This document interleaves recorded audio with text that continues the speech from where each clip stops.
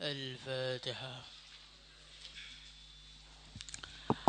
اللهم صل وسلم على سيدنا محمد وعلى آل سيدنا محمد في كل لمحة ونفس بعدد كل معلوم لك.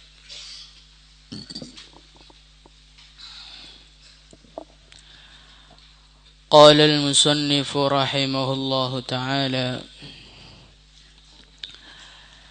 Al-faidatul khamisatu, faidah yang nomor 5. Anni, bahwasannya aku melihat annasa, manusia, yadhummu, mencaci, ba'duhum, sebagian dari mereka, ba'dan, mencaci sebagian yang lain. Wa yaghtabu, dan menggunjing, ba'duhum, sebagian manusia, ba'dan, terhadap sebagian yang lain. Fawajadtu, maka aku menemukan dzalika, cacian tersebut, minal hasadi, bersumber dari hasad, dari iri, fil mali, di dalam harta, wal jahi, dan kehormatan, wal ilmi, dan ilmu. Itu naskahnya ada yang kurang sedikit. Minal hasadi, dari iri dengki, fil mali, di dalam harta, wal jahi, dan kehormatan, wal ilmi, dan ilmu. Fata'ammaltu, maka aku merenung, fi qawlihi ta'ala, di dalam firman-Nya Allah Subhanahu wa ta'ala. Firman-Nya adalah, nahnu, aku, qasamna, aku membagi, bainahum, di antara mereka, ma'isyatahum, kehidupan mereka, fil hayatid dunya, di dalam kehidupan dunia. Fa'alimtu, maka aku mengetahui, annal qismata, bahwasannya pembagian, kanat, pembagian itu, minallahi, adalah dari Allah Ta'ala, fil azali, di dalam azal. Fama hasadtu, maka sejak itu aku tidak iri, ahadan, kepada siapapun. Waraditu, dan aku ridha, bi qismatillahi subhanahu wa ta'ala, dengan pembagian Allah Subhanahu wa ta'ala. Jadi di sini Al-Imam Hatim Al-Asam, ketika beliau ditanya oleh gurunya mengenai apa yang beliau dapatkan selama belajar 30 tahun.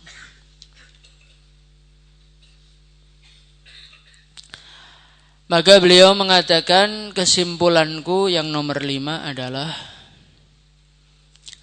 aku melihat para manusia ini, mereka saling mencaci satu sama lain. Dan aku melihat manusia, mereka menggunjing satu sama lain. Mereka mengatakan fulan bin fulan begini, begini, begini. Gunjing itu apa tuh? Dzikruka akhaka bima yakrah. Menceritakan sesuatu mengenai temanmu yang mana kalau dia dengar, dia pasti tidak suka. Itu namanya gunjing. Fawajadtu dzalika minal hasadi fil mali wal jahi wal ilm.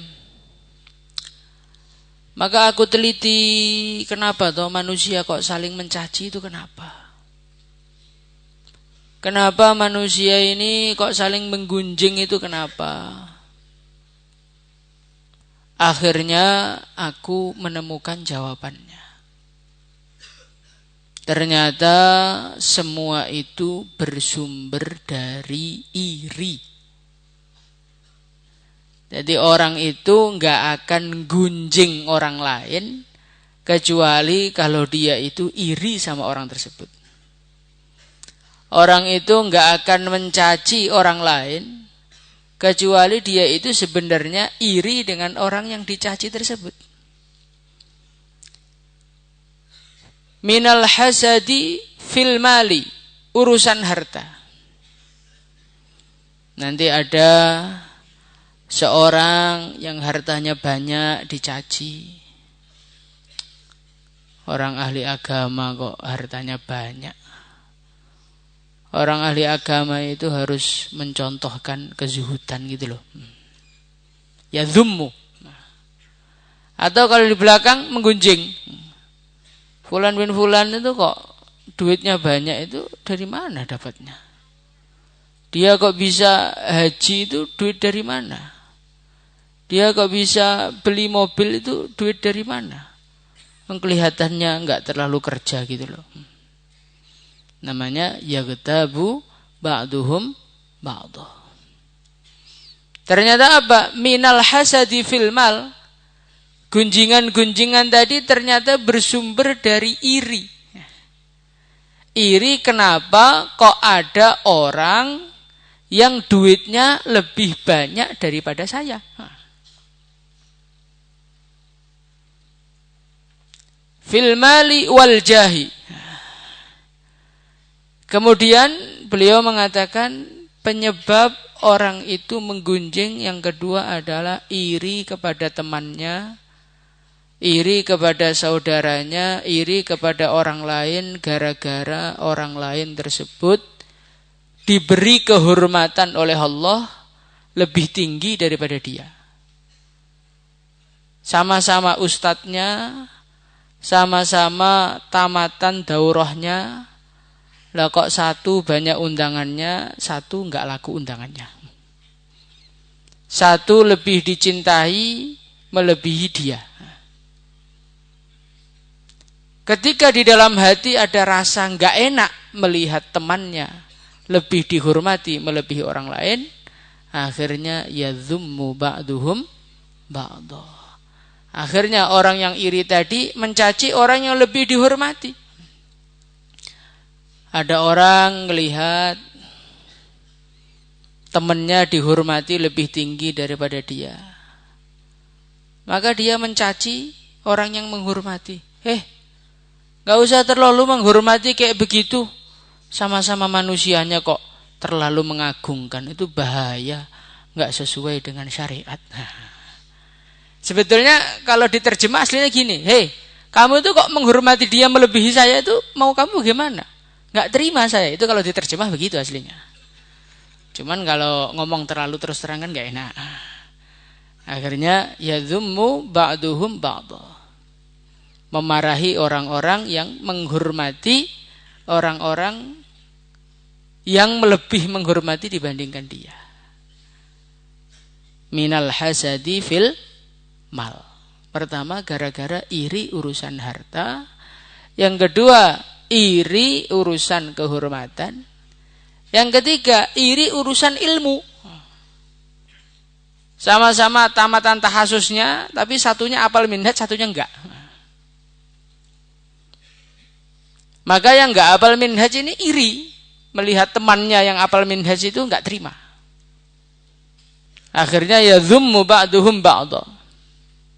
Akhirnya dia mencaci. Hafal minhaj aja kalau nggak diamalkan apa gunanya? Sudah nggak hafal mencaci yang hafal lagi, Masya Allah.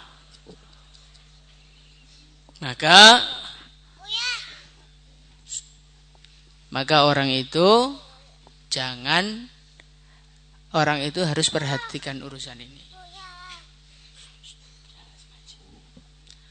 Maka orang itu urusan mencaci, urusan menggunjing ini harus disadari. Ini semua sebabnya dari iri. Dan ayah saya rahimahullahu ta'ala beliau mengatakan, iri itu terjadi hanya di dalam kalangan orang yang satu profesi. Penjahit ya mereka akan saling iri dengan sesama penjahit. Nggak ada penjahit iri sama petani, nggak ada. Tukang mancing ya akan iri kepada tukang mancing yang lain. Nggak ada tukang mancing iri sama tukang jahit baju, nggak ada. Orang awam akan iri dengan orang awam. Ustadz ya akan iri dengan sesama ustadz. Gus ya akan iri dengan sesama gus. Kiai akan iri dengan sesama kiai. Ya yang seprofesi tapi nasibnya berbeda. Sama-sama jualan baksonya, satunya laris, satunya enggak. Nanti yang enggak laris itu mesti biasanya ya enggak mesti, akan menggunjing yang lain. Itu laris itu gara-gara itu sowan ke dukun itu. Itu laris itu gara-gara ada campuran daging bekecotnya itu. Itu jualannya itu kok bisa laris gara-gara itu murah gara-gara ayamnya itu beli ayam mati. Ayam hidup bikin bakso ya nggak bisa tuh. Jadi semua cacian dan semua gunjingan itu bersumber dari iri. Lah iri itu sumbernya dari mana? Fata'ammaltu fi qawlihi ta'ala nahnu qasamna bainahum ma'isyatahum fil hayatid dunya. Iri itu sumbernya adalah gara-gara tidak menyadari kalau semua itu sudah dibagi oleh Allah. Semua. Nahnu qasamna bainahum ma'isyatahum fil hayatid dunya. Aku telah membagi kehidupan mereka. Bagi rizkinya, bagi model mukanya, bagi kehormatannya, bagi ilmunya, bagi calonnya, bagi pengikutnya, bagi santrinya, bagi orang yang senang sama dia siapa saja, itu semua sudah dibagi oleh Allah. Maka orang iri itu sebenarnya sumbernya gara-gara tidak tahu pembagian Allah atau tidak ridho terhadap pembagian Allah. Maka Syekh Hatim Al-Asam beliau mengatakan, setelah aku merenungi bahwasannya segalanya sudah dibagi. Namanya dibagi itu ada yang diberi banyak dan ada yang diberi sedikit. Ada yang kehormatannya diletakkan paling tinggi, ada yang kehormatannya diletakkan di bawahnya. Itu semua sudah dibagi oleh Allah. Ketika aku melihat ternyata semua dibagi oleh Allah, maka saya langsung ridho. Saya enggak protes dan sejak itu saya tidak iri lagi kepada siapapun. Jadi orang itu iri itu sebetulnya alasannya itu kebodohan dia terhadap pembagian Allah. Semua ini sudah dibagi. Orang itu di dalam hadis ketika roh ditiupkan kepada dia, maka ditulis nasibnya bagaimana, umurnya bagaimana, rizkinya bagaimana, syaqiyun au sa'idun, nanti dia sukses atau celaka, nanti akhirnya bisa bikin pondok atau jadinya malah ngerusak pondok, nanti jadinya bisnisnya lancar, apa bisnisnya bangkrut, itu semua sudah ditulis oleh Allah. Maka kalau kita melihat ada teman kita yang lebih tinggi daripada kita, enggak perlu iri. Enggak perlu protes. Ya memang itulah yang Allah berikan kepada dia dan engkau tidak diberi oleh Allah. Maka Allah berfirman dalam Al-Qur'an, wala tatamannau ma faddalallahu bihi ba'dakum ala ba'd. Jangan kamu berangan-angan terhadap apa yang telah Allah lebihkan kepada sebagian yang lain. Ada orang oleh Allah Subhanahu wa taala diberi kelebihan wajah. Enggak usah iri sama orang yang dikasih wajah ganteng, enggak usah iri.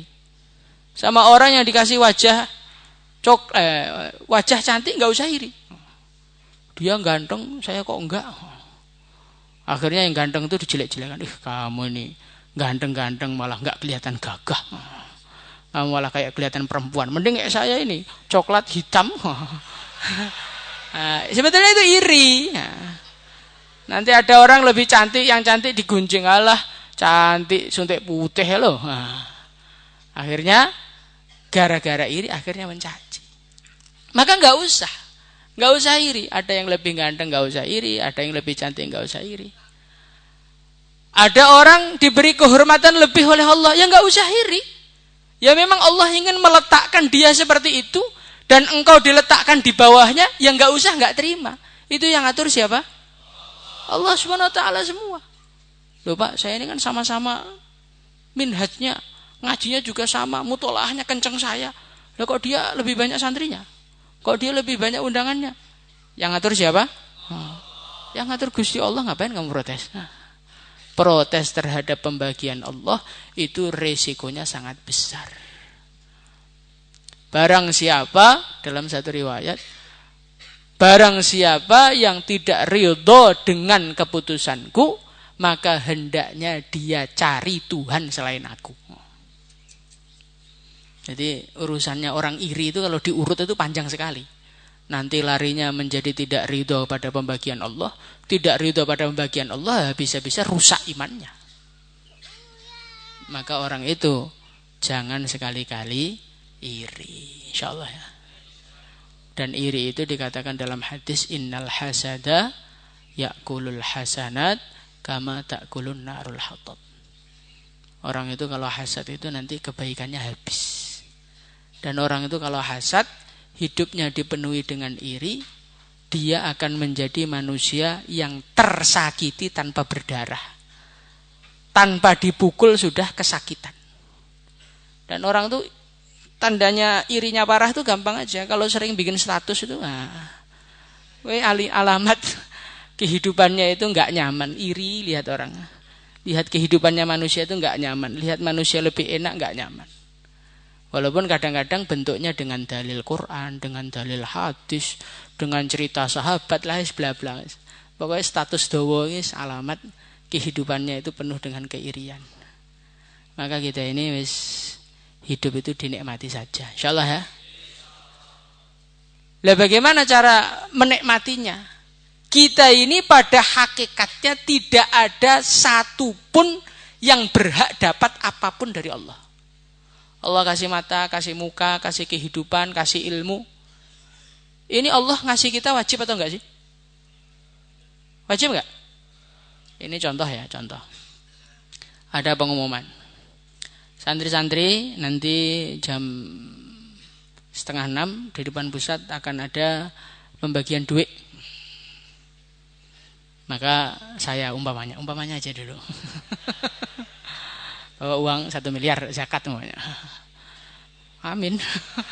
Kalau amin berarti antum asnaf samania semua berarti.